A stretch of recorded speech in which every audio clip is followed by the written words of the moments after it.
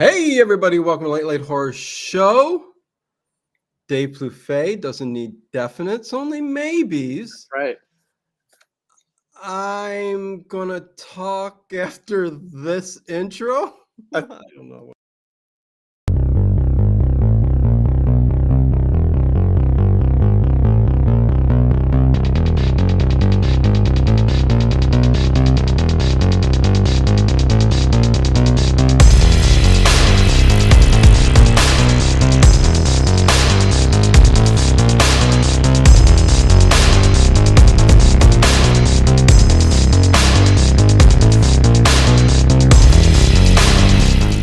Is it just me? Or is it getting crazier out there? Okay, Dave, how you doing? You doing good? I'm doing great. 1,000 pardons. 1,000 pardons? What do you mean? That's what the sheet says. Yeah, exactly. Let me get the pleasantries. Let me get the pleasantries, Dave. Let me get the pleasantries out of the way first, okay? And by no means am I going to go on a tyrant or anything. Is that what? Am I saying the right word? Sound like everything else is going to be unpleasant.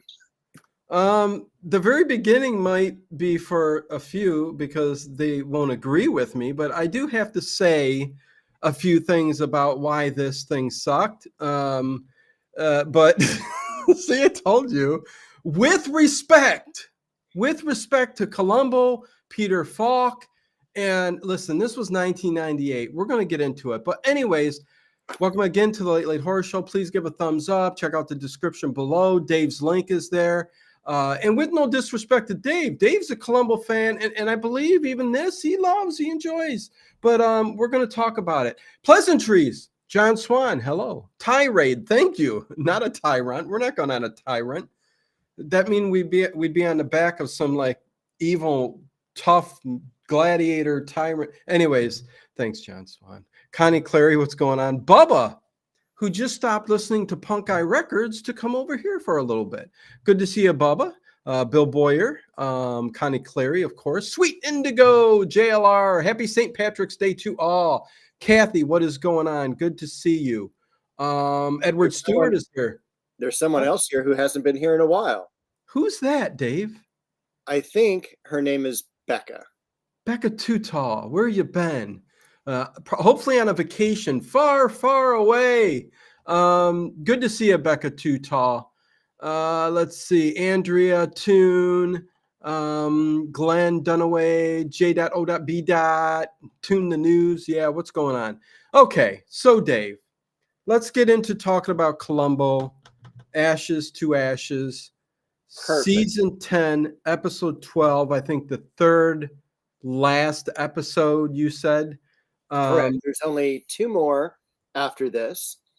This officially aired on October 8th, 1998, although they reference 1997 in the film. Yeah. It is 7.5 stars out of 10 on IMDb, which obviously Dino does not agree with, but that's fine. That's fine. Its runtime, 1 hour and 38 minutes. It is not only starring. Hold on, you broke up, Dave. So who is like in 3 or 4 or maybe even 5 episodes. I'm sorry. All right, because I just got a warning. Yeah, it's your internet cut out. Yeah. So it is directed by Patrick McGowan and it is starring Patrick McGowan. Is basically what I wanted to say. Okay. That's one of Dino's other channels, Punk Eye Records. Yes, it's if you want to hear 80s music, new wave, punk, rock, all that kind of good stuff, that's the place to go. William Mann, I just stumbled into this, my first episode with you guys. I actually love this Columbo episode. See? Cheers, there William you go. Mann. Oh, and Kathy. Hello, Kathy. How are you doing? Peter Falk looked really haggard at the beginning of the episode. Dave will talk about that a little bit, but let me go on my tirade, and then you can, and then we're going to talk good about this episode. I want to go through the entire episode and talk about this murder and everything about it. But at first, I want to talk about this. And William Mann, I've loved, and I love, and adore the early episodes of Columbo, Peter Falk, the 1970s stuff, the things we've done already. I mean, they're like almost a 10 out of 10 when it comes to this type of genre of television and murder mystery. I love it. I love it. And I was scared when Dave talked about it going into the 90s here, almost the year 2000. Probably did it hit Yeah, the year? the actual last episode aired in 2003. Okay, so it did go to two. Wow. And I have issues with this one. I can only imagine the one in You would have 2000. definite issues with the last one. Wow. Okay. Hey, KJ, what is going on? But let me explain Oh, myself wow, just a little KJ bit. is here. It's been a long time for you as well. Yeah, he's been popping Nice in to late at see you. night. Listen, I watch the stream overnight. I see the chat. I'm listening, so I know who's there. I just sometimes I can't, go and type in there. But this Columbo, the singer at the end. Listen, this is. I'm just saying. Oh my God, kid, that singer, please never ever be in any other episode ever. When he was singing at the party for Eric Prince, Oh, that one. That's like not even at the end, buddy. That's like is it halfway like through. middle? That's Oh like my halfway God, through. Yeah. Dave, I could not If the take it. body meets the body. Oh, Uh, I we'll will talk agree about with that you. more. That is Yeah, not a good scene. we'll talk That about could that have when been we cut get to it. out. We could have made an hour episode from this one. Yes, yes, it was so ridiculously cheesy. It's not even funny. But Well, Dragon. listen, Columbo, let me explain why. Everything that was good about the 70s Columbo is just gone from this, okay? And it's something that like cinematography is different, the audio's different. Yes. The soundtrack is totally 1998. Bloop, bloop, bloop, bloop. I A mean, lot of it was just saxophone. it A was lot of saxophone. awful, awful, awful. And then to get to the part that really gets to me, it's like Harrison Ford not so long ago popping into the newer Star Wars movies because he's Harrison Ford. Okay. He's so old. And it doesn't mean that being old, you can't perform well and do a good show. But we know the Columbo of the 70s. And I think, how can I explain this? Taking like a character like Sanford and Son, maybe, and putting them in like the year 2024 or something like that, and like a new Uh-huh. house or something like that. The camera, the 4K and all. It's just it ruins it all. I mean, it just for me, and I'm not saying for everybody because it gets a 7.8, which means a lot of people who like this episode were fans of the 70s, the earlier stuff. But I could not, Dave, look past him being an older, more haggard looking, like Kathy said, Columbo, who did not speak the same because of issues. He had health issues. Uh, you know, just did not work the same way. And again, I want Columbo in the 70s. I want the furniture, the houses, the streets, the cars. That's what I want. This was just I think it was a different Peter Falk, and all of those reasons, like I just said, are the reasons I could not stand this episode. And you go ahead, Dave, because I know he was fighting dementia, like you said, and stuff. But go into the reasons behind Peter. All right. So I'll go ahead and take the next hour and 20 minutes and actually enjoy the show Exactly. with my That- group of That's people what we're here going to do. off to the right. Yeah. So this is one of the best of the 90s episodes. Now, Columbo ended in the late 70s, maybe 77, 78. And then it's about a 10-year hiatus before we have the 80s movies. And by 80s, it's like 1988. He does Columbo Goes to the Guillotine. But what I think it is really is just it's a money-making venture. Peter Falk's going to be paid a lot of money. He's going to get co-executive producer credits, things like that. And it's going to bring in also a lot of the stars of the 1990s. For instance, Rue McClanahan is in this episode. Yes. What does not work for me, unfortunately, is the technology. It is looking at the computers, and that really starts to date this type of episode. There are others where technology really isn't a part Mhm. of it, and I think those episodes may work better um, for you. But it's just like there's one episode where it's like, well, how do I use a fax? Well, you're not sending the exact document; you're sending a facsimile. Oh, a fax, right? So there's a lot of explanation to it as well. But as far as the site locations go, as far as the story goes, the murder itself, I think it's pretty real. It's very, very good. Okay. Okay. Well, again, yeah. It reminded me. Well, and another thing about the '70s Columbos were they almost filmed them with a lot of money. Like it seemed like they put a lot of money into it. Whereas this one, it seemed like a made-for-TV movie. It seemed like a And that's what it lower was. budget. But the episodes back in the '70s, they almost look like it could be a movie. Just a movie. That's how good they were. Um, Right. And I think the next one, as we were talking before we went live, is maybe the next one we'll do is Prescription Murder, which was a made for TV film. This is a film that also could have been like on the big screen. yeah. It's not it's that good. There's a lot of money, there's a lot of up and coming stars. It is if you like Murder by the Book, you will love Prescription Yeah. Murder. I think as we get into this point, we do see an older, haggard Peter Falk, someone who is dealing with health issues. His wife is assisting him quite a lot. And as we get to these last few episodes, they're longer and longer in between. As I mentioned, the next two are going to be done over the next 5 years rather than doing maybe three during one season. Yeah. Wow. I hated when they started coloring his hair and eyebrows until he looked like Groucho Marx. Oh, CM. Oh boy. Yeah, no. Yeah, and I don't want to keep even Kathy. Let's see what she's saying here. I think of the tech stuff like black and white movie. It's a story in a specific time, so it's what I expected.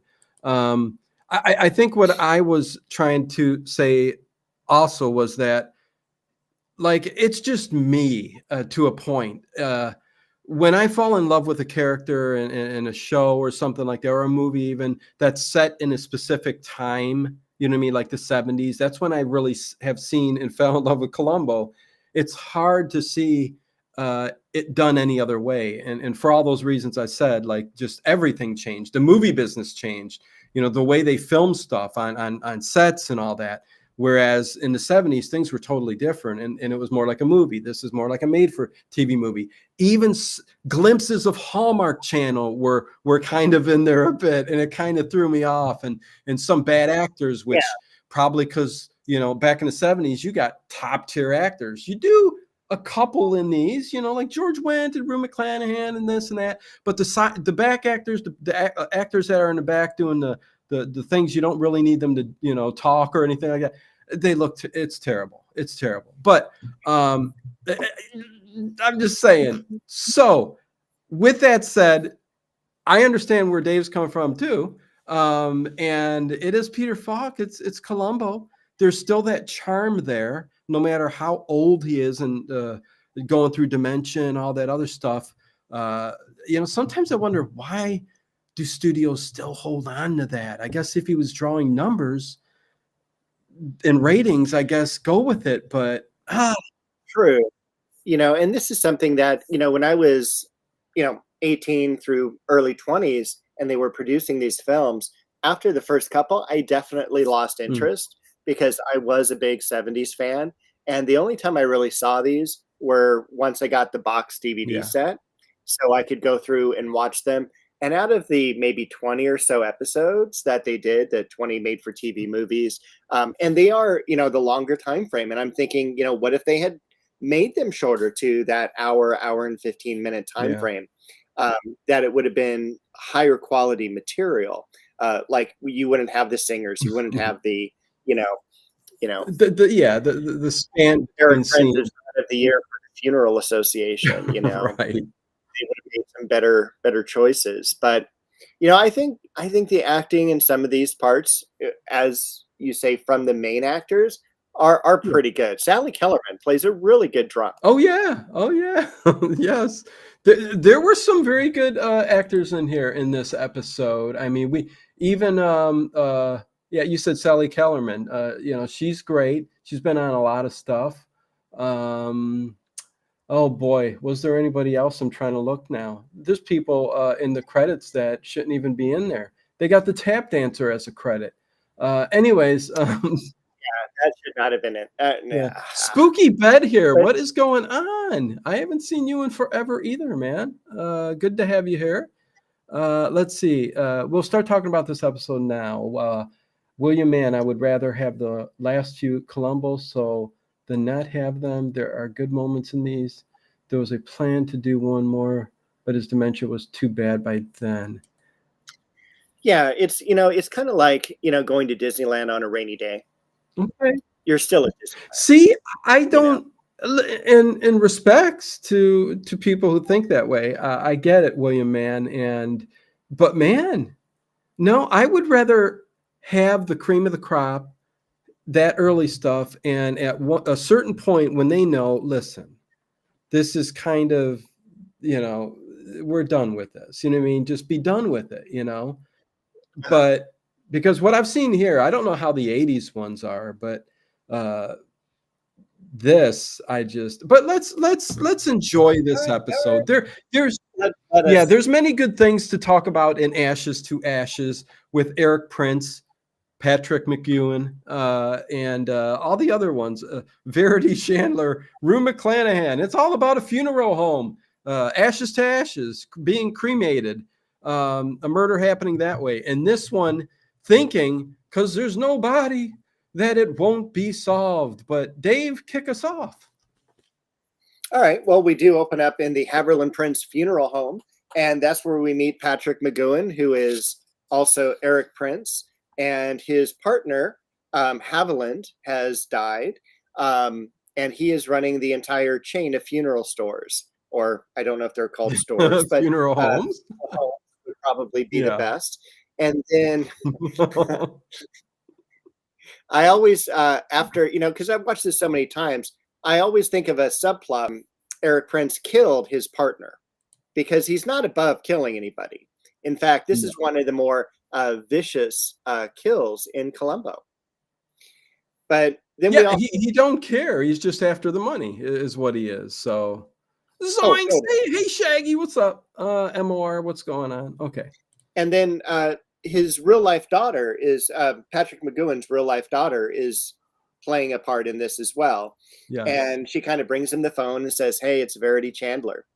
And Verity Chandler is played by Rue McClanahan, and she's kicking back at home. Her feet are up. In fact, they're like right in the center, Yeah. which I always thought was really weird of, coming into that scene. And she is basically threatening him. And, it comes out that she's the tabloid reporter, and she's going to go to this funeral that's coming up that's going to take place tomorrow. Can I ask you, since you know a lot about Columbo, Dave? CM says, I must say, though, that my least favorite episode is from the old days, Last Salute to the Commodore. Could that possibly be true? Not only is it true, I would agree. It is the absolute Really? worst episode ever. It is also directed by Patrick McGowan. It is the first time he does a directorialship, and it's awful. Okay. I will Wow. not even watch it all the way through. See, I mean, I've only seen the ones that you've shown me, and yeah, with much love to the early I ones will we've seen. also mention to Sam, the other one that I absolutely will not watch is the one with Robbie the robot when they're in a think tank. No, It that is- sounds awfully odd and It weird. is a mix of Columbo and science fiction, and it is awful.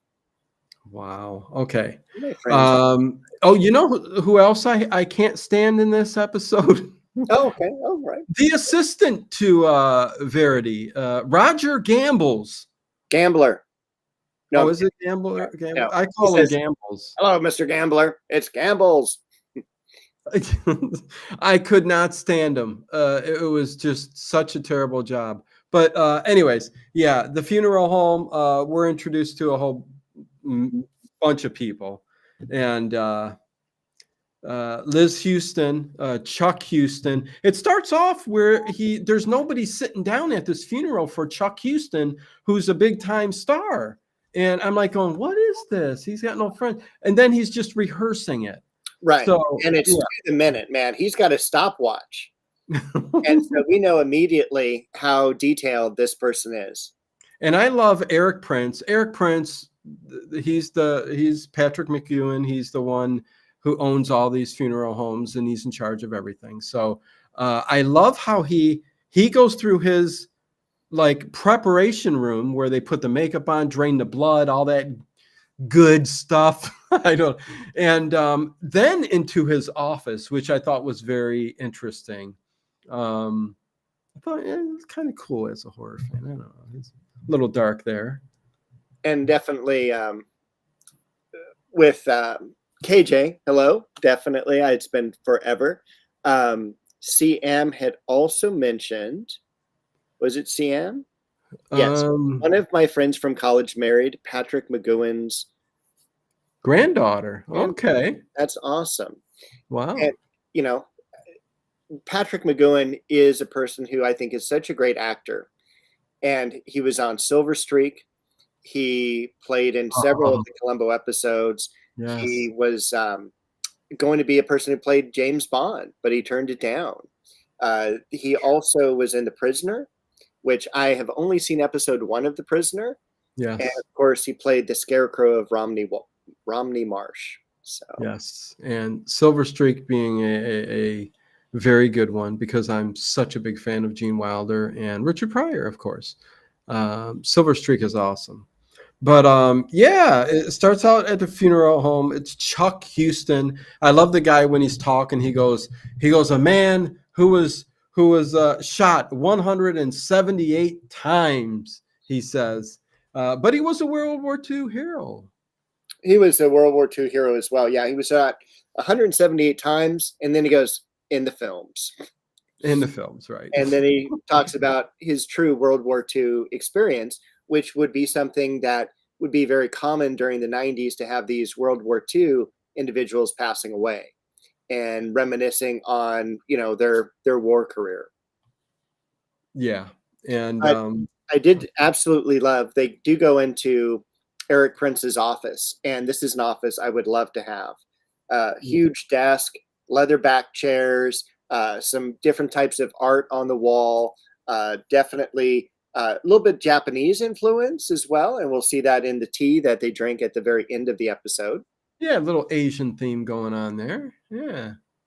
The Prisoner was required viewing here in the UK. Spooky better. I can see that. Yes, yes. Like Doctor Who. Everybody must watch it or they take away your home. I heard, right, Dave? I think that's how it goes. I think so. So Verity is I was thinking about Silver Streak's ending earlier with I forget the famous guy who plays the like assistant controller when the guy from the FBI is yelling at him going, you've got a runaway train, you've got a dead engineer, and it's headed right toward Chicago. And he's like, you better do something, USOB. Oh my God. I'm gonna go get my boss. Such a good movie. Okay, so Rue McClanahan, Verity, she's a Hollywood. She works for like Inside Edition or something like that, a TV show where it's all about gossip and breaking, you know, the barrier and all. It's HollywoodHeartbeat.com. It was weird to hear .com in this episode too, and I'm like, whoa. But she's you know. I think she's having an affair with Eric, or no? Did she? Yeah, she did. They were a couple, but he unceremoniously dumped her. Yeah, and she's carrying some pain from that still. Yeah, and she's after him now, and she dug up some stuff on him, and that's what the whole episode is going to end up being about. So, hey, Captain Stephen Peacock, Hell Drivers with Patrick M. Very good. Hell Drivers? What? Yeah, we only had about 3 TV channels when The Prisoner came out. Sounds about right, Spooky Bed here. And the other would probably had Doctor Who on it. Oh, I'm sure. Yes, that's the staple. But yeah, this Verity comes to Eric in the. Or am I missing something? Are we right? No, she's made it into the private area where they do the arranging of the body, all the Yeah. chemical analysis stuff. And she starts to tell him, hey, I'm going to expose you. I figured out where you got this money. I figured out that you were the one that stole this necklace. And we find out later in the episode, she's gone kind of like into the criminal underworld and figured out who pawned these diamonds that basically were around this Hollywood actress's neck. And when she was brought in to be cremated, he took them, and he took them in a very unique way. Yeah. Loving the new haircut, Dave. Look at that. Noticing the haircut, Jamie O. Good to see you, Jamie O. Hearts. Anyways, what channel was Benny Hill on? We're going into that. Oh my gosh, I love Benny Hill too. I love, well, it's Dorothy Page, a famous Hollywood actress that she's accusing him of stealing the diamonds off of her. And again, when you're cremated, diamonds can't be burned and you can't. Which in real life they can't. Well, right, but it's to a certain temperature. Right. But yeah, she's running a story Sunday night. Eric grabs the long instrument, because after she's doing this, he grabs an instrument off of the table, which actually is a trocar.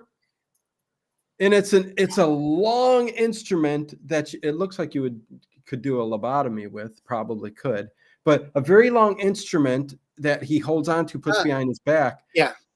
And it's an instrument that you would insert in the body to relieve gas. Right. Yeah, very uncomfortable instrument.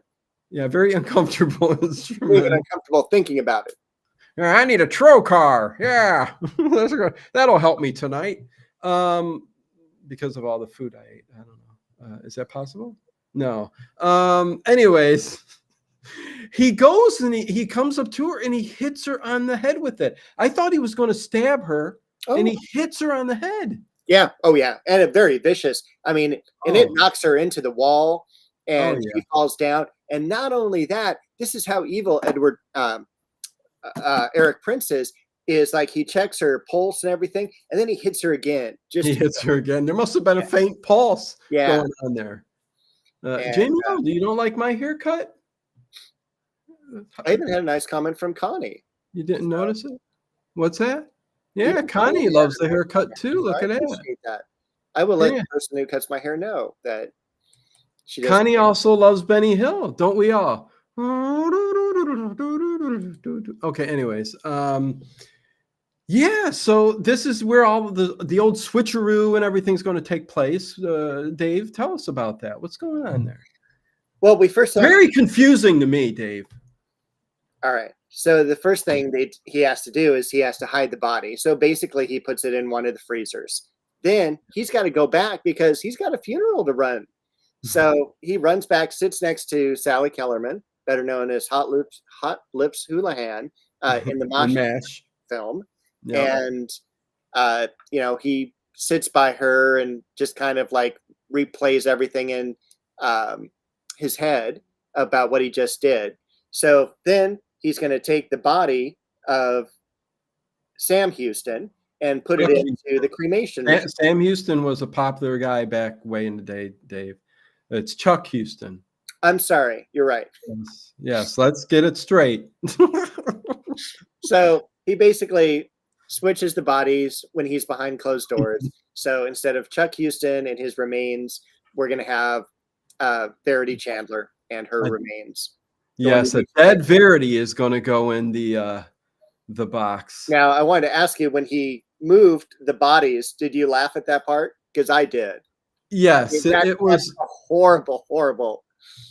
I don't. Again, it adds to, and I don't want to keep hitting hard on this, but to the not the bad acting, because he's a good actor, but yes, he's struggling like, and he's frail, and he's like, I can put this in it. I guess he was really trying to make a point that, listen, I can still carry these bodies from one coffin to the other. I was thinking a couple of things. Number one, it looks like a totally fake mannequin because there's no body movement at all. Yeah. And second, what also, and something we didn't get to during the funeral, Woohoo! is that Verity Chandler kissed the corpse, which I thought was very odd, very disgusting. Yeah. And not only that, leaves her super red lipstick on his cheek. However, if you watch it slow motion again, and I will show you a couple faults in this film, the corpse actually flinches a little bit when she kisses him. Oh, no way. Yeah, Really. yeah. Again, Everybody say hi to Jamie O. so even Listen, the corpse has bad acting, and that's when you know it's going to be bad. and really quick, because we forgot to say that too, is before Verity, Rue McClanahan left the house, she put in her purse the funeral home like brochure type thing and a picture of Dorothy Page's house, like the front of the house, which ends up being Columbo has to figure it out. Who's this house? What's this house? And a note where it says, oh, what does it say? PH. It says Houston Fun PHSB, which is going to come into play a little bit later on. It's a clue. It's a clue. So yeah, all of that, and she kisses. She makes her entrance in a taxi, of all things, because he says she comes in a red Mercedes. Right. She is a woman in red, if you will. She's Dresses in red, has the big red hat, drives a red Mercedes, has the red lipstick. Yes, yes. And that takes us to the old switcheroo, like you said. And when they were doing that, it was very funny and very hilarious. But then we've got the spreading of the ashes. Oh yeah, right after, yeah, that was kind of ridiculous too. But a couple things again that bother me about the spreading of the ashes. Okay. They show they show a long shot of the helicopter hovering over the Hollywood sign. Okay. And the woman dumping out the ashes. But when you have a straight shot of the pilot and the woman, you'll notice that they're basically still on the ground in the area where they took off from, as, obviously Hollywood trickery. They're not going to shoot dropping ashes from way up above. Right. But again, it just bothered me because you can see actually the tops of the shrubs in the background. And it's like they haven't even taken off yet. And no, it wasn't even a very good shot. And by the way, it is 100% legal to dump ashes over the Hollywood sign. Okay, there you go. because he was going to get her on charges later on, and the driver, the helicopter pilot. Yeah, it is an unpopulated area in the mountains. It is. Yeah. You cannot. There's no problem dropping ashes there. Hey, WWM, if I didn't say hi, good to see you. Good to see you. Good to see everybody. Make sure you guys are hitting that thumbs up, please. Yeah. Show us some love. Do we have at the bottom of the hour? Let me see. Bottom of the hour, we have 43 thumbs up. We shall get more before the end. Well, we're definitely going to get more next week, because next week we're dealing with Kolchak, the fan favorite episode. Horror in the Heights. That is going to be a great show. I would think so. It better be. Yeah, if it's a fan favorite. This is a fan favorite. No, not really. One of my favorites. It's actually one of the go-to ones that I have when I want some Columbo 90s. Okay. Yeah. I like Columbo Goes to the Guillotine. I like Murder Can Be Hazardous to Your Health with never mind. Famous George Wendt? No, it's George Hamilton, though. Oh, George Hamilton. Okay. Yeah. Sally Skellington, what's going on? Hey, folks. Happy St. Patrick's Day to all. If you're Irish, if you're not, I think we all celebrate St. Patrick's Day with corned beef and bear, I guess. But okay, so the switcheroo happens. He puts Verity in and cremates her. Puts it in the urn to be spread over the Hollywood sign, thinking it's Chuck Houston. But Chuck Houston is in the old drawer, waiting for another day to get burned. And the next day, he ends up let's not talk about the next day yet. After all, go ahead. We're going to be back to Verity's house. Yes, we are. Eric Prince breaks in. And hey, Kimby. Getting on the computer. Yes. We're mystery friends. Yes, we are. Okay. Always. All right. So Eric Prince goes back to the, again, horrible 90s computer, sets back the time or sets forward the time, one of the two. And He's going to go set up the house for a murder or a kidnapping a taking place. kidnapping. Yeah. And I thought that was not well done either, Dave. But It was not well done. It was reminiscent, though, of Murder by the Book that we saw, where we had Jack Cassidy going back and just like pushing all the books off the shelf and just having some fun destroying the house. And no one can break a vase like Patrick McGowan. He really does throw that vase down at the end. Yes, that's like the boom. But then, KJ, Space Zoom, Space Patrol is always on the channel to go back and listen to. I've archived them all. Just search Space Patrol Late Horror Show. You can even replay the chat and listen to RTN talk about his funny stuff that he always did. And yeah, that is always out there. It's I hope people know that we do a live stream every single night, which, by the way, tonight is a good old mix. You're going to get a little bit of everything overnight. So hopefully you guys enjoy that. There's CBS Radio Mystery Theater. There's Broadway's My Beat. There's a lot of everything in there. But you can always go back and and all you need to do is search, and it should pop up. The first thing that pops up when you do a search on YouTube for it. So because I have a lot of people come in here, Dave, and go, are you ever going to play this show? You know what I mean? Like Gangbusters. You ever going to play that? They've all been played. Believe it or not, I've played just about all the shows that they're there. Well, so just wanted to point that out. Yeah, I'll go back and watch Johnny Dollar. Well, of course you will. Yeah. And it's great. It's like you say, it's great to see all the people who have been here in the past. Yes. Watching the chat as you're listening and stuff, and from like 2 years ago, 3 years ago, 4 years ago. I mean, it's crazy. But yes, he's making a big old mess, Dave. He's messing with the computer to change the time so that it looks like she's there. Puts the high heels underneath the desk. Deletes his article. Yes. And adds another one, types in another one. And again, it kind of talks to himself. He's all, goodbye, Mr. Prince, delete. And it just that kind of cracks me up a little bit. And then he does the famous talking about the hills covered in snow, and the snow is cocaine or something like that. Right. Little cocaine story she's working on is what she say, or he puts in there. So, but then the great little part when he leaves, he goes to the next house, which is Sally Kellerman's house. Liz Houston, and she opens the door and she's all, hello, darling. And they have their little rendezvous. After he stays overnight even. Yeah. They have a, what's that called where you have drinks after hours? Grief counseling. No, well, that's what he says to Columbo. Yeah, we were having grief counseling is what we were doing.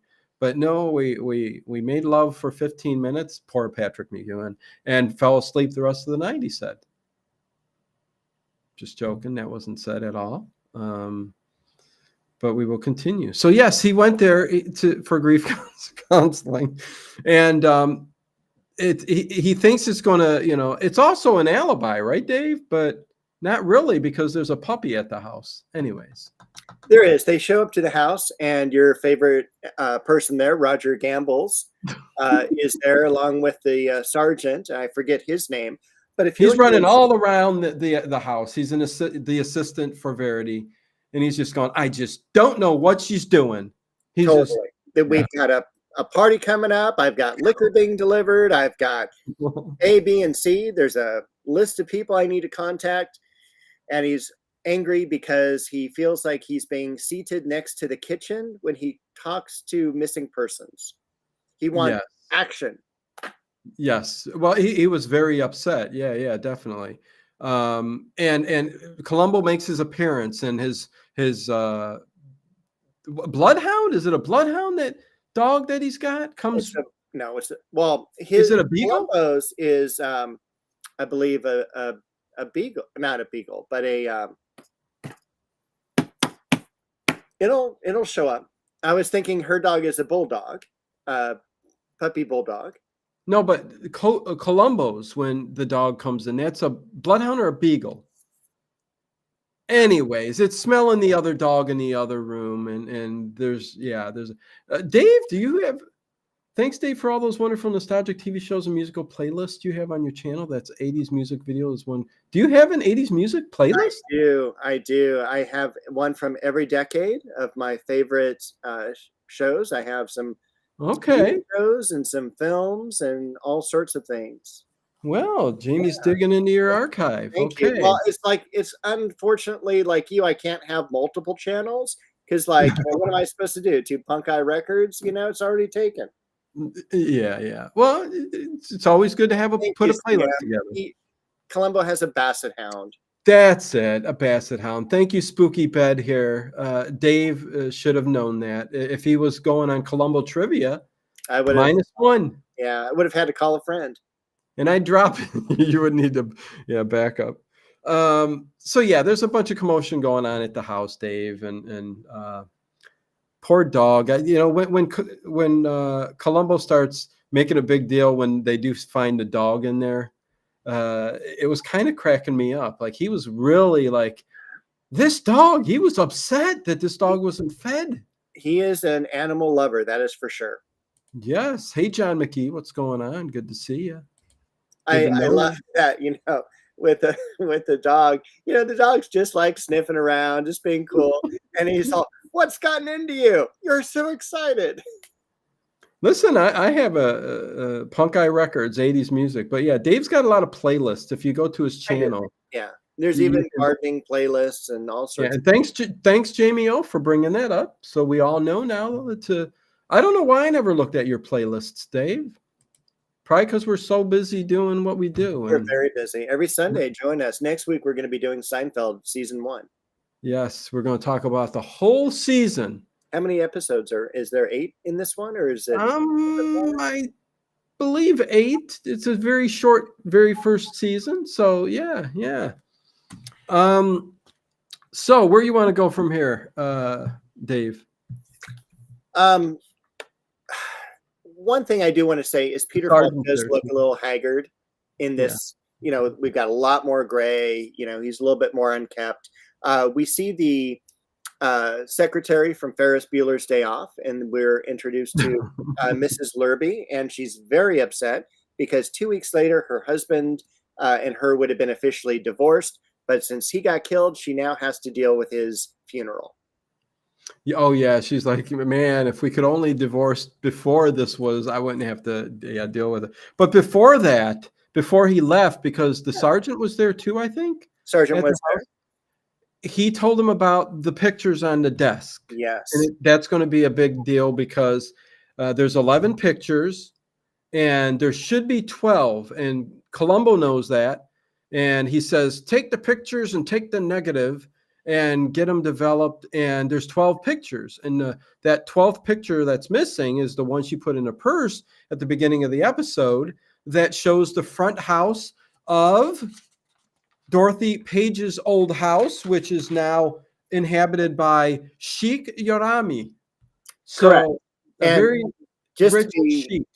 Clear for the future people watching this that are really into Columbo, it is Dorothea, not Dorothy, but it's okay. It's not Dorothy like Wizard of Oz? It is Dorothea Page.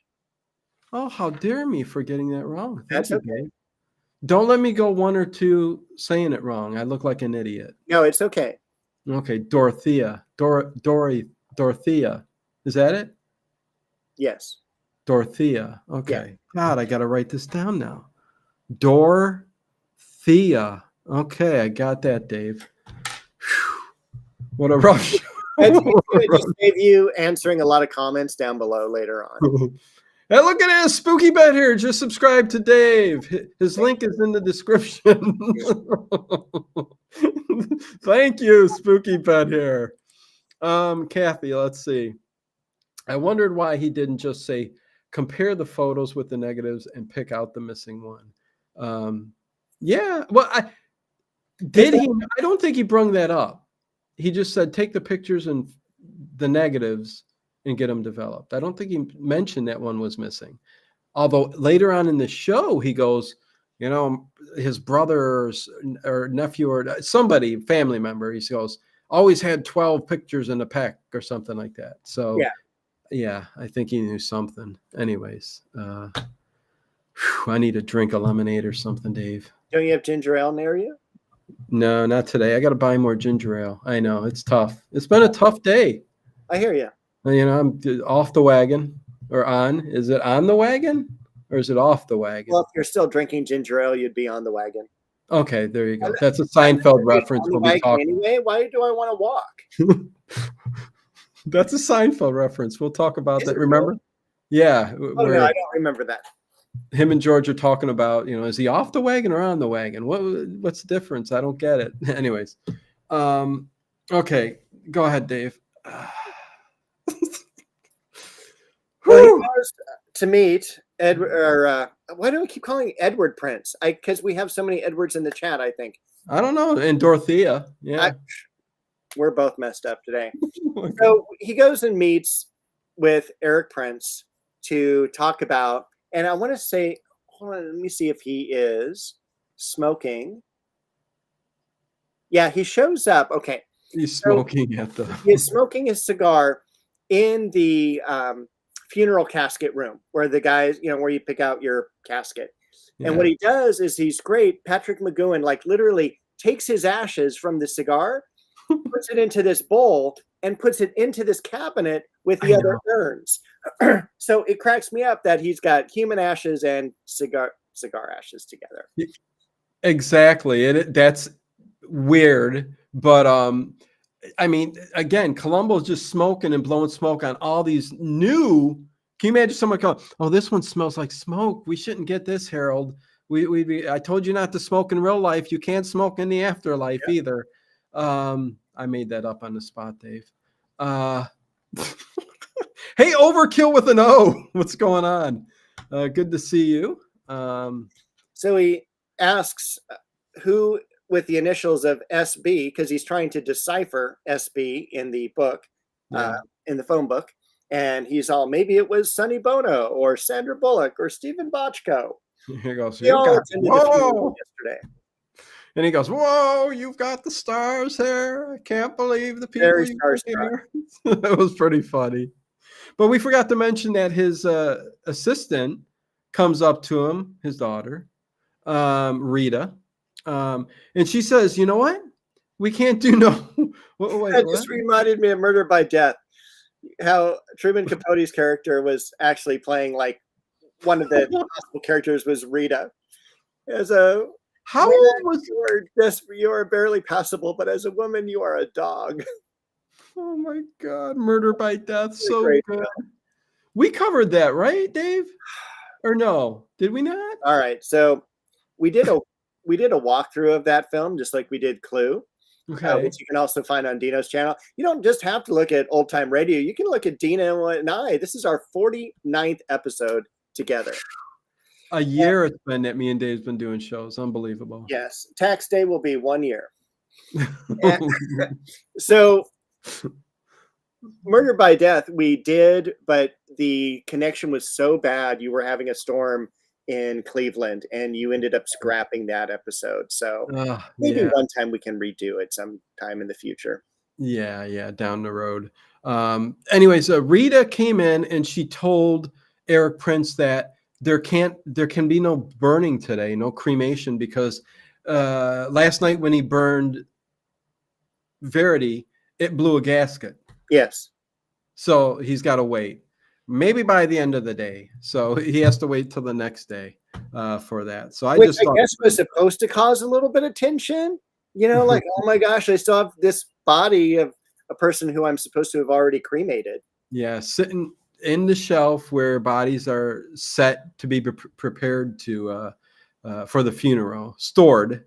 It's a nice little cabinet, Dave. I mean, a lot of cans of vegetables and stuff can go in there. Sure. It's long ways. I mean, I would probably put side doors on it so you can get into the back a little easier. It did remind me a little bit of Kolchak I forget the guy who is the coroner and how he pulls out the drawers. But Yeah, there you go. yeah. Okay, so then Columbo asks, he gets a phone call, right? He's at Verity's house looking over the clues and everything, and he calls up Liz Houston to come to Verity's house of all places because he has some questions for her. Yes. And Eric comes with them, and that's when they let him know that, you know, I have an alibi. I'm over there at her house for grief counseling. Yes, but she's also totally blitzed, and she can't even say the word Columbo. And she goes, and the guy's all, "Who is it? It's Gumbo," you know, like oh my God, like gumbo, you know. And he goes, "Oh, tell him I said hello." Hey, Laura. Hey, Southern Coke drinker. What's going on? Good to see you.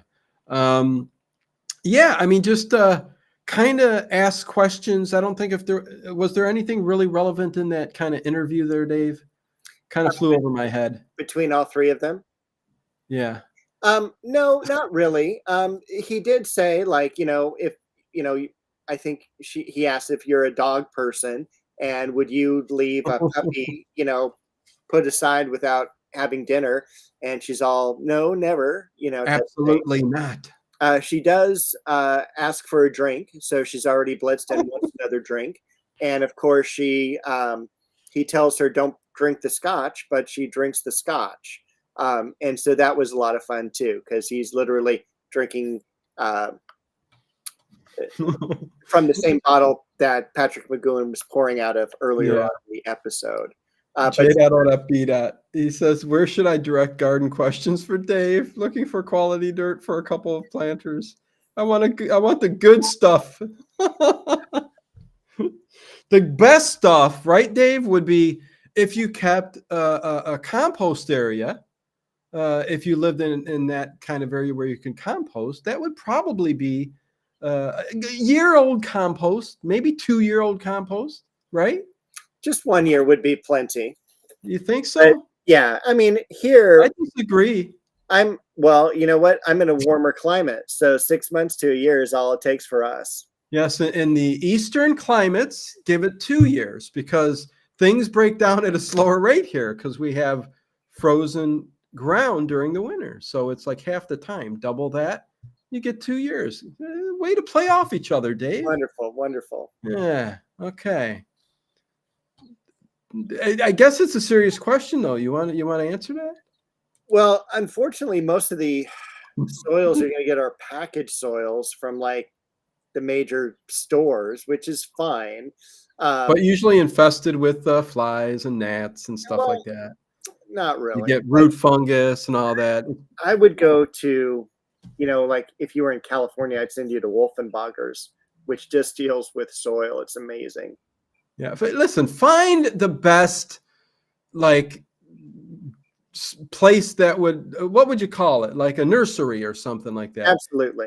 Don't go to the big bulk stores like Home Depot or Lowe's. Mom and pops. Yes, that's where you would get the best because they are composting and they're doing it right and they know what they're doing. Anyways, I guess I should watch. Kathy does say there's quite a few good lines in this episode that made her chuckly. Yeah, there is one. I like that word, Kathy. I wanted to bring up. Rue McClanahan says right before she dies, "You burned me once, baby. Now I'm going to burn you." And I thought that was such a great quote because he ends up burning her literally and figuratively, you know, in the crematorium that they have. So. Yeah. That's, I didn't write down any lines, but they made Kathy chuckly. I love that. Everyone remember Frank's Nursery? No. Was Frank's Nursery across the whole country? That wouldn't make it a mom and pop. That would make it that would be a chain. Chain, yeah. Is it a gold chain though, or a silver chain, Dave? Well, I would prefer gold. Yeah. Is that the sun coming in on you? It is. The sun. going down. I mean, I've been waiting all 6 months for it to finally be light when we do these episodes. I hate being in the dark. Thank God it's dark here, man. No light coming in the window. It would ruin the whole stream. I'd have to But you close can the see curtain. the lights in your posters.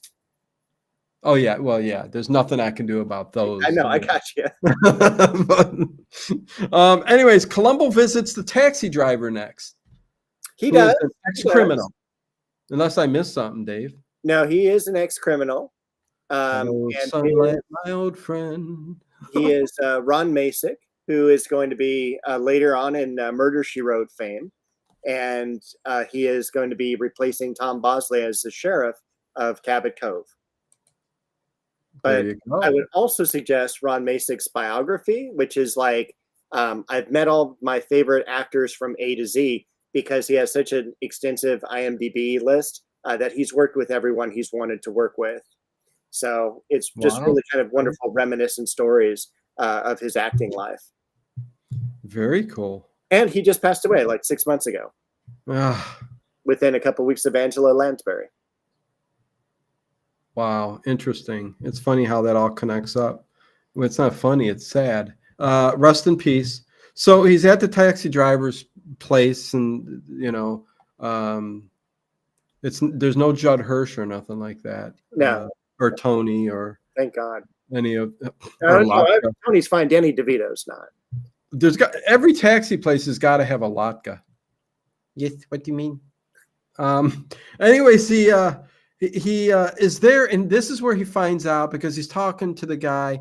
He says he dropped her off at the thing, and he's just asking questions. But he comes up with the clue because out of nowhere, this actor just comes in and goes, starts talking about, what are you here to eat? You gotta eat. You're gonna need to feed, food, but he's writing something on the thing, and Columbo looks back and he's like, "What's that mean?" HB. He goes, Hollywood Boulevard. It's short for us taxi people. And did you notice the old school lunchbox on the table though? Yes, I did. Yes, you I think did. It was a Scooby-Doo lunchbox. Zoinks, Scoob! He had a lunchbox on the table. That was really cool. Of course, I noticed that. I didn't put it in my notes, though. Thank you for bringing it up. You're welcome. That's why I'm here. Yeah. There you go. And that leads him to driving along Sunset Boulevard looking for that picture. Yeah, it's a great scene, though. He's all, HB, what does that mean? Yeah, no. It's Hollywood Boulevard. It was an odd scene because, like I said, you have, if you don't remember it, you have to see it again. The actor just sitting down next to him, like that's all he's there for, is to write it on the board and sit down. And they gave him a couple lines to have him talk about food. You're not here to eat. You got to eat. I mean, I don't understand what that was all about. I can imagine what he's eating.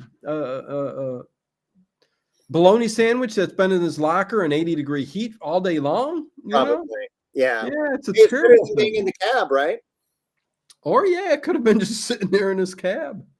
Right in the passenger seat.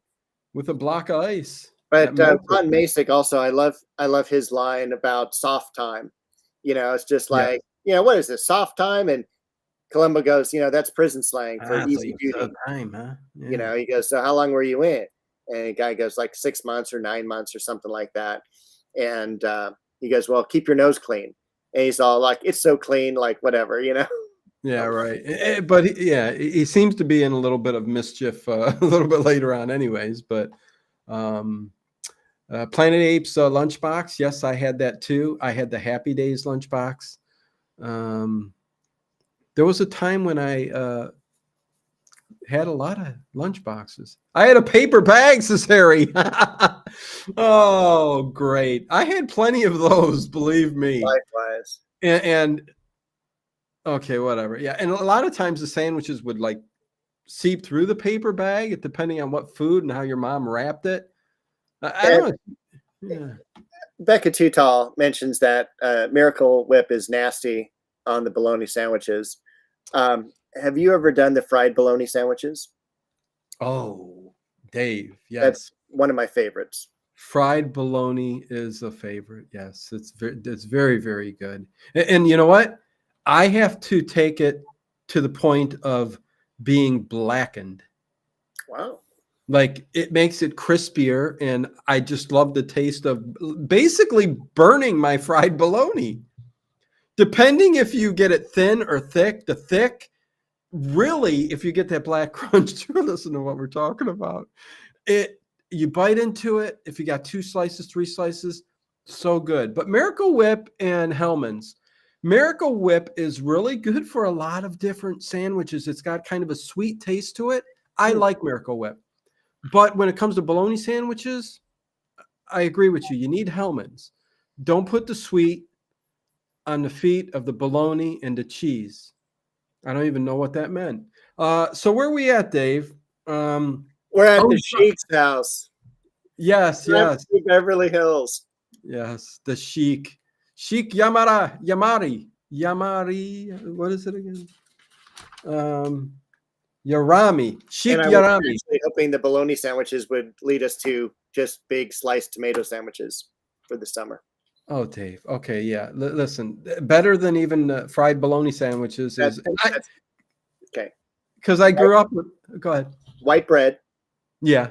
Mayo. Tomato with some seasoning. Yeah. And it's just there's nothing better. Do you toast the bread? I do not. I did. My mom always toasted it. But that mayonnaise, a really juicy, big red tomato, you just one slice it, put it on the bread, and that's all you need. And it just tastes so good. 100%. Oh, Dave, thank you for getting me so hungry. You're welcome. Oh, my God. As I drool a little bit, oh, my gosh, that was so funny when the 2 guys carried Columbo in the house. Yes. Yep. So he's driving down Sunset Boulevard, SB. And he's got security in his car. He's got the picture of the house, and he just basically slams on the brakes in the middle of the road when he sees the house. Pulls over, the door is open, just kind of like a very enchanted thing. So he walks in, and then all of a sudden, the 2 guards pick him up, and they're way bigger than Columbo, and you see his feet dangling and kicking. Listen, CM. Okay, couple questions in the chat. I know the charred stuff is extremely unhealthy. I know that. You're not supposed to burn anything. The more rare it is. In the first place. Well, but yeah, exactly. You're eating a bologna sandwich to begin with. So I don't know what to say. Listen, and I rarely eat a fried bologna sandwich. So there you go. But when I do, I'll let my body fight off the toxins that's being released in my body just to enjoy that flavor every once in a while. There is a chain called, it's called The Melt. They do everything like cheese sandwiches and stuff, but they've broadened it. And they've got a fried bologna melt sandwich that is to die for. And it is such a good restaurant here in the Northeast Ohio area. But anyways, and on the fried bologna, mustard was always better on the fried bologna to me than mayonnaise. I always put the mustard on there, the sweet yellow. Okay, enough with that. So Sheik Yarami is talking about how he fell in love with the house because it was Dorothea Page's house. Look at the beautiful print up on the wall. You know, you had a big, beautiful painting like you see in the old castles, you know. He's a sheik, so, you know, he can do that. He's got the money from oil, Dave. Yeah, it is an oil painting. His money came from oil. Oh, I'm sorry. I thought you were talking about the painting because you had originally called it a print. I'm like, no, that's an oil painting. I got you. A patty melt. Yes, famous at Denny's, Sally Skellington. 1,000 pardons. No, you're fine. Yeah, the patty melt from Denny's, Dave. Listen, I'm hungry now, so you guys keep bringing up food. Also, one of the things too, growing up as a kid, my dad, when my mom was gone on like a Saturday or Sunday, when we would sit down to watch the Three Stooges or the Wild Wild West or something, he would actually boil Polish sausage in beer. And then he would do the slices, and then we would do the mustard on top of that. So kind of like the fried bologna type of thing with mustard, but very, very good. Yeah, kielbasi definitely is a mustard food. Yes. There's certain foods that need mustard. Yeah, boy, what? Yeah, we need to No, talk. we need another channel We where we need a food talk about channel. food. I think Listen, the food I'm channel may down. be already taken though. I'm down. We should talk about food one day. We set a And list up of our favorite foods. I also wanted to point out, well, we did a very similar thing with our favorite candy at Halloween. We did, yes, An hour yes. and a half and had over 1,200 hits. So I'm not going to complain about that. I love food. Oh man, I wanted to ask you during the Chic back and forth, yeah. if you saw the crew that actually got captured in one of the scenes. It's in the lower left-hand side. Oh no. There is, you'll see there's, Columbo standing between the two goons and then the Sheik across the way. And if you look to the lower left of the Sheik, you'll see a table. There's some papers being shuffled on the table, and one of the crew people is off to the side of one of the chairs. No, I It's missed that. How could I miss oh man, that? it is horrible. It's once you see it, you can't unsee it. Oh no. Food. Says Harry. Fried egg sandwiches are good. Definitely needed with cheese, and you definitely CM. That's not good for you though, CM, frying those eggs like that. Yeah. Unless you're using olive oil maybe and nothing else on the bread, because bread is not good for you either if you technically think of. Let's not get negative here. Anyways, so we're at the Sheik's house. This is where the explanation of a taxi pulled up to the driveway. That's what they said. Taxi. Yes, he said taxi. Man came out, snapped a picture. I call cops. But Verity wasn't there taking a picture. She had people do it for her. No. It was her. And Oh. it's what we did not see when Ron Masick took her to the funeral home. She made him stop at Dorothea Page's house. She got out and took a picture. She had just taken 11 pictures of her dog, jumped into the cab, got that 12th picture of the house, and went to the funeral home. Yes. So that's why we have that image. And so now Columbo's pissed because he knows the taxi driver lied to him. So he basically hunts the taxi driver down, and the taxi is like, Columbo gets in the backseat of the taxi, starts smoking up because it's like, closed windows and everything. He goes, "Oh, it's you." And so then he gets kind of, he goes, "Look, I'm just going to ask you a few questions. I don't need definites. I just need maybes." Yeah. He goes, "Maybe did this happen? Maybe." And so they have this great, exchange. And then the guy finally says, "Bingo." He goes, "That's not a definite. That's just a bingo." Oh my God. It's one of my favorite conversations in the film. Yeah, it's a good one. It's a good one. And it leads to a question, but stop with the food, you guys. Come on. Cornbread and fried pork chops with butter beans. That's what I want. That sounds good too. Well, in I'm not 22 using minutes, butter, Dino. Okay. Thank you, CM. Listen, I was just trying to get back at you. No, I understand that fried stuff is bad for me. Jolt is bad too. Jolt is not good. Stop. No Jolt. No Jolt. Wait, I remember when David Lenmer tasted Jolt Cola on the show. He said, "Wow, yeah, no, that's not good." Pork chops and applesauce. Well, potato pancakes, sour cream and applesauce. Oh, so good together. I don't know if you've ever had that, Dave. what is the combination? Potato pancakes. I've never had potato pancakes.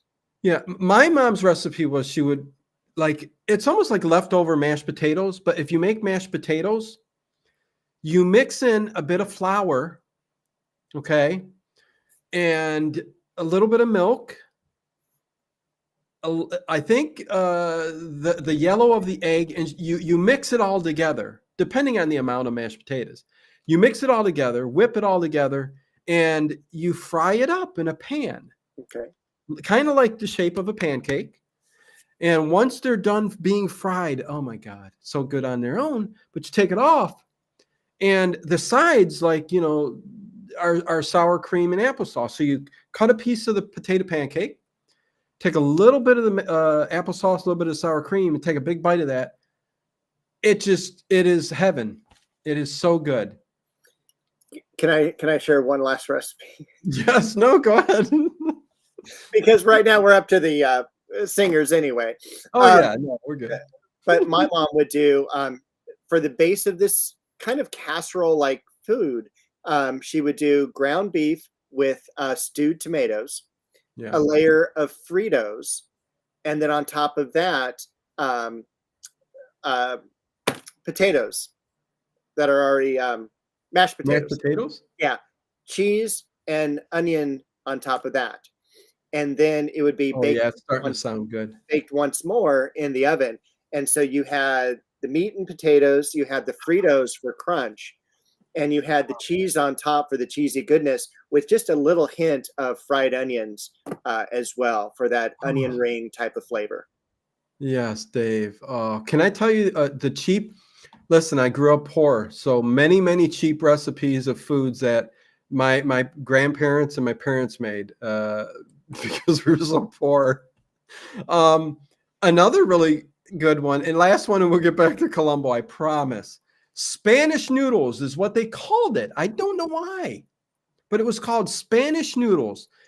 Basically, it's egg noodles, the wide noodles. Okay. Boil it. You put it in a pot with butter, CM. I know. It's going to kill me in the end. Butter to make it nice and creamy, mix it up. Then you put in cans of tomato sauce, just regular Campbell's tomato soup. All right. And maybe like 3 cans. And if you need just a little, I think it was 1 can of water that she added to keep it thicker. Then you get a pack of the Velveeta cheese, the creamy stuff. And you push it down and you layer it. You put a layer on, you push it down, put another layer on, push it down, put a third layer on, down, push it down, put it in the oven on 345 for about an hour and a half. You take that out. Dave, I know I know it sounds simple, but it tastes onion powder if you want it. A little bit of onion powder. But it tastes so freaking good, and it's one of the cheapest things you can make too. It sounds delicious. Oh, it's fantastic. Catch us next week on Eating with Dino and Dave. So act like you're talking to me, Dave. Okay. All right. Anyways, come on. Okay, Columbo. Back to Columbo. We're celebrating Eric Prince as he is the Man of the Year for the Funeral Association of the state of California. And there is, this is a rockin' party for funeral people. It is the most alive they've ever been. He gets a plaque. They even bring in a hearse with a casket at the back. There's people who are singing. They're trying to pick up on the bartender, who the bartender's not having any of it. Eric Prince ends up ordering an orange juice, no ice, and being able to buy a round of drinks for everyone in the bar. The singer is so awful, Dave. For he's the jolly good fella. I can't even do. I'm even trying to do bad, and I'm doing better than him. It was so annoying, this singer, and he went on and on. And then Columbo is singing along and doing his. That was another scene where I'm like, this is a little odd, where they're at the table, kind of Patrick McEwen and Columbo just listening to the song, and just it was odd. Am I wrong? It just seemed odd. No, it was an odd interaction, and it should have been cut out to make it a shorter episode. Exactly. I think it's a scene that should have come in. And J.O.W. Yes, some of the best Late Horror shows start one way, then end up talking about something different, just like tonight, just a fun show tonight.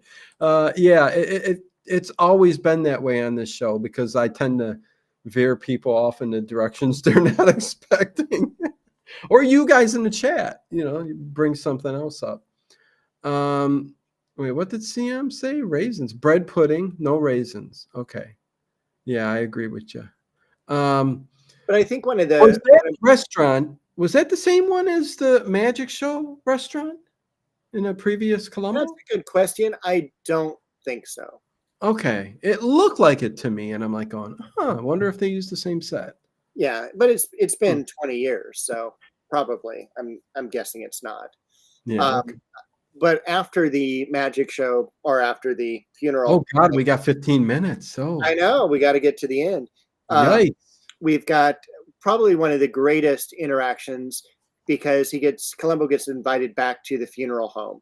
So 63 thumbs up. that's great. Thank you. And he's actually Eric Prince gives him the pipette thing that you had the name for earlier that actually killed, The Tropak. okay, that killed Verity. So Yes. he's like handing him the murder weapon. Like he's the Trocar, not the Trocar? Tropak. Okay. Trocar. All right. Jeez. Oh, what a show. What a show, man. What a It show. But then they go up and they see the dead body of this tap dancer in the in the freaking coffin right there on the stage. Yeah. And he and Eric Prince start having this back and forth, and Columbo's all, "I know you did it. I know you did it. You burned him." And he's like, he walks out, and Eric Prince is still talking. He goes, "Have you gone?" I thought that was one of the most entertaining parts of the entire episode. Yeah, yeah. I do like when he does come in on that funeral and the guy's tap dancing up there and he turns around and leaves. He turns around and it's almost like the camera's in the wrong place. I'm pointing out negativity again. The camera's like there and he looks up, I think, at the camera as he's walking by like he didn't want to hit the camera. It was kind of a funny scene. But anyways, you see Sally Kellerman one more time as well. He stops by her to check on how she's doing, and she's again drunk. Not only drunk, she is like having a bourbon glass of bourbon in her hand, and she like throws it as she's talking. She's all, "I'm sorry, I sprinkled my husband's ashes over the Hollywood sign." Oh, really quick. Yeah. The Kirby lady, she comes in with her husband, yes. the ashes, and she's got a big urn of ashes. She said he was 98 pounds, very frail. Right. And he gives them the ashes, which has two bodies in there, right. The Kirby body and Chuck Houston or Sam Houston, like Dave said. So both those bodies are. It's not Sam Dallas, that's for sure. It's not Sam. No, it isn't. And so two bodies, and she goes, "Oh my God, this is heavy. It was only 98 pounds. And then later on, when Columbo's talking to Eric Prince again, he goes, "Well, a man of your size would only be like 5 pounds of ash, which is very, very light, relatively." Yeah. And it's all something that I think in the back of your head, but they didn't point that out. But I would have loved Columbo to say, to have that connection there. But anyway. Right. And I actually think he made it, but he was just quiet about it. Yeah. And because not only did Mr. Lurby like die and he was small, he had been like blown apart. So there wasn't much left of him either. And when they bring him in the body bag, it's like half of a body bag. Oh, yeah. Yeah. And he's like going like he's twirling it on his hand like a basketball. Oh, yeah. Even what's great is early on in the episode when they tell him how he died, even Eric Prince goes, "Ooh." He goes, is there anything left of him? Oh, his daughter says, "Well, he's not the man he used to be." Oh man, good. So funny. Should we jump to them having tea? Let's jump to them having tea. So yeah, I would say so. Love Boat Singers. Oh boy. So yeah, she's drunk, and she's confessing, Dave, about her crime. Right. And so he's going to go, I'm going to arrest you like you've never been arrested before. And so then he goes over and says, "Eric, I need to have a meeting with you." And the guy's all, "I'm doing a funeral right now. I can't talk to you. What time's good?" 9:30. Come around the back. Okay.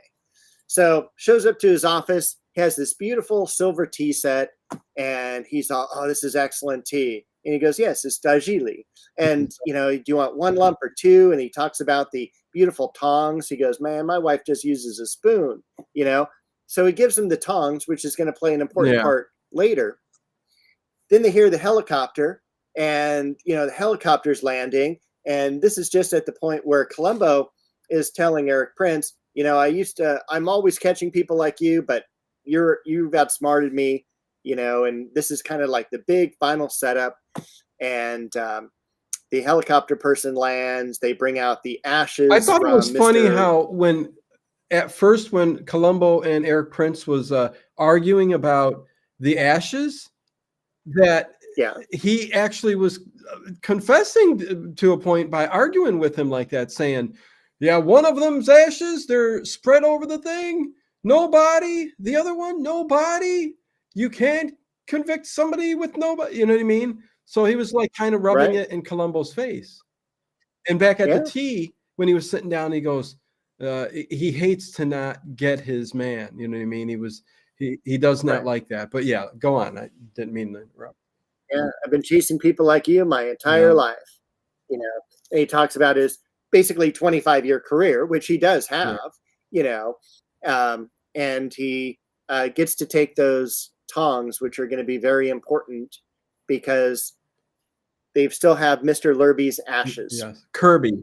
and it's actually Lurby. Is it? Okay, I take your word for it. Kirby's ashes. Yeah. It is Lurby. Okay. See, I've got 3 names wrong tonight. Go on, Dave. Thank you. What would I do without Dave to help me with my English? He tutors me every like Wednesday. yeah, Wednesday. that's the date. Unless it's a holiday or Yeah, we work on speech. He's pretty cheap too. we were on Skype. Yeah. No, Yeah. never mind. So yes, he's got the urn and he starts to shake it and all that. Go on, you explain. Well, I love before Edie McClurg, of course, from Ferris Bueller's Day Yeah. Off, says like, "What, you haven't distributed his ashes yet? He's like a bad penny, keeps coming back."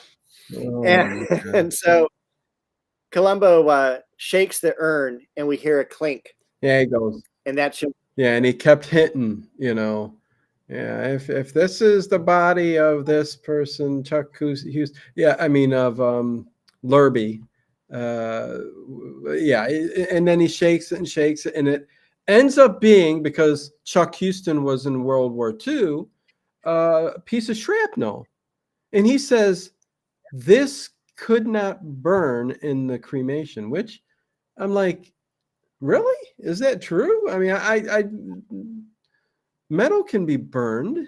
yeah. I mean, Melted down. sure, but we find that clue earlier on because Chuck had an X-ray of his body, and he posted it on the wall of his ranch house.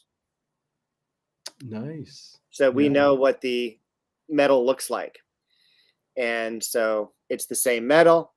He says, how did this get in the ashes of a leisure suit salesman from San Fernando or something like that? And I will give them this. They have a classic split-second ending where Eric Prince walks. Explain it, Dave. They walk back to the car. Well, he goes, Eric Prince starts laughing. And he just like kind of turns and he walks toward the police car. And he goes, yeah, there's no reason for cuffs. I did it. And he goes into the police car. And they do have a very wonderful ending together. And basically look at each other smiling and it stops kind of. Well, you also really see the closeness of the two because they are friends in real life. So I really enjoyed that. Yeah, it was a very good like ending, that last scene where they go cut. And yeah, you can definitely see that, especially being towards the end of their careers there and all of that, It was, Dino drinks some water, see him. Of all days, I need to get ginger ale at the store. I got nothing to drink here. Although I did buy some almond, it's Silk dark chocolate almond milk. And it tastes very good. It's sweet from the fridge, nice and cold. And I'm like going, oh, this might be my go-to for a little while here. So, yeah. Yeah, and the last line is Columbo saying to Eric Prince that it's your funeral.